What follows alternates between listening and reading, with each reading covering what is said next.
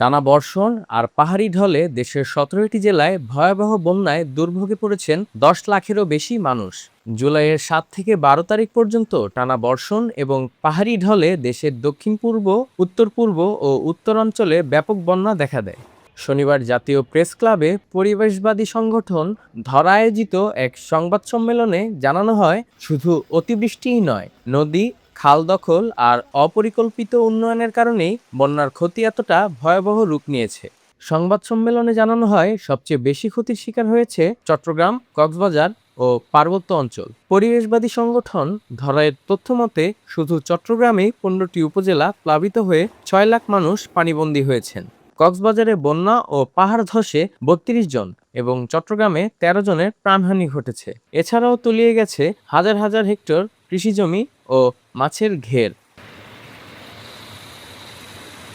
বক্তারা বলছেন, জলবায়ু পরিবর্তনের কারণে অতিবৃষ্টি হলেও ক্ষতির মাত্রা বাড়িয়েছে মানুষের তৈরি নানা বাধা। বিশেষ করে নদী ও খালের স্বাভাবিক প্রবাহ আটকে ব্যক্তি স্বার্থ হাসিল করছেন প্রভাবশালীরা। যখন মাতামোহরী নদীর পানি লোকালয়ে ঢুকে গেল, তখন এক অঞ্চল থেকে আরেক অঞ্চলে যাতে পানি সরে যেতে পারে নিম্নাঞ্চলের দিকে, তার যাওয়ার যে রাস্তা, খালগুলি, তার মুখে স্লুইস গেট বসানো আছে, ওখানে মাছের ঘেরের জন্য।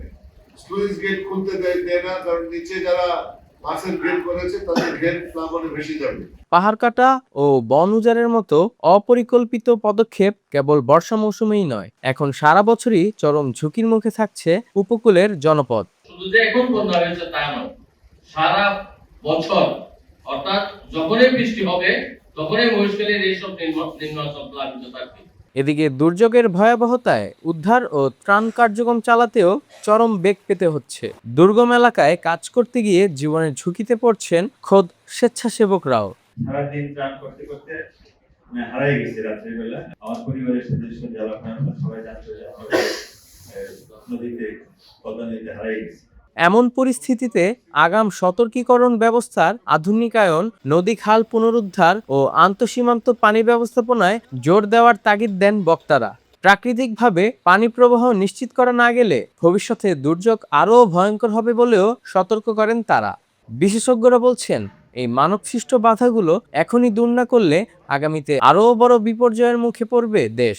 আর তাই উজান থেকে নেমে আসা পানি ঠেকানোর উপায় হয়তো আমাদের হাতে নেই, কিন্তু পানি নেমে যাওয়ার পথগুলো দখলমুক্ত রাখাটাই সবারই দায়িত্ব।